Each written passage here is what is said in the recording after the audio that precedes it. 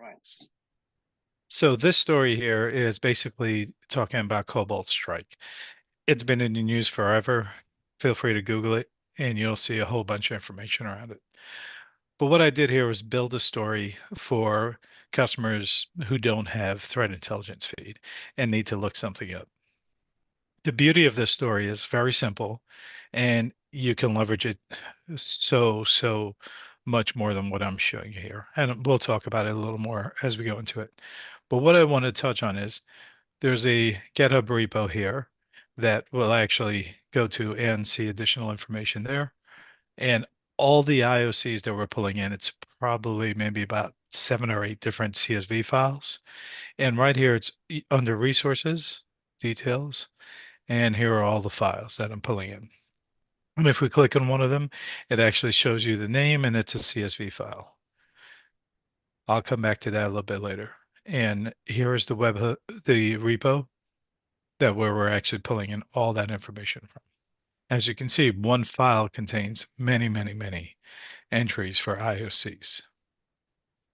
So what we'll do now is walk through really quick on the example. And this is what I will call a self-service portal. Think of it as a form that, hey, I'm just going to submit data. I don't want to get something back. So in this case, I want to submit an IOC. Here's my IOC. I'm going to hit submit. What we're doing on the back end is running through, making a call to all of those CSV files, looping through each one and looking to see if that IOC is there. And as you can see, it returned a warning and it's true. So it's letting you know within a few seconds throughout all those IOCs that it is there and this is true. So you can go ahead and click look up another, continue the cycle again. But let's walk through this real quick.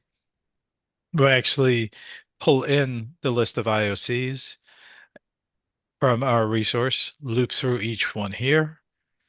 Then we'll go through and look in to see if it's present. If it is, then send out a message. If it's not, then send out a different message. But what's nice about this is now you can send your customers or your, well, customers technically, a link to this and they can look this up themselves. Or if you wanted to, again, talking about webhooks, I can actually make it a webhook where you can pass this into a story and then now use it as a story to look up to see if any Cobalt Strike is part of your threat intelligent list. And now webhook, you send the data, the IOC in, it will get processed and give you back the results as part of your story building. The second Awesome. portion, sorry, thank you. The second portion I wanted to touch on is you have this IOC resource list. It's not written in stone. This here, you can actually come in and add additional IOCs. So say if you went out to GitHub, GitLab, wherever, and they have tons of IOCs that are free for you to use, add that link here and we'll able to pull those in and go through the whole process of finding out that data for you. So that's what makes this little app, it's so tiny, but yet so powerful because now you can extend, add an extension to it on any additional IOCs you want to pull in. So it's simple, but powerful at the same time. Beautiful. Good stuff, Sif.